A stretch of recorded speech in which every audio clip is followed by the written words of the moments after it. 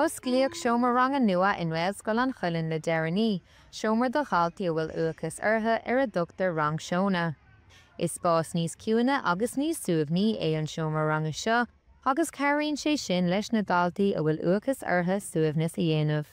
Tá rang nua uathachas in scoil.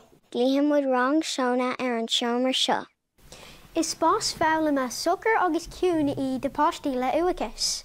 Tá gach duine sa scoil fhoghlaim lá cuairt. Cuairt. Múntar. Yeah. Spree. Tágam ar an rang seo i ri an lei. Caitham le mo rang umlan freisin.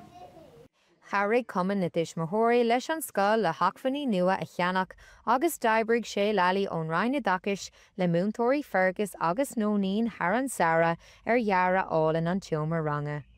Bhí an tálainn mar fiúch an scoil dahanna deasa agus urlóir deas agus tháinig an seomra le chéile agus de cuma anna deas air. Is cosúil go daithníonn sé leis na páistí bíon chun cúne ciún agus is féidir le dulasteach agus is scí lige.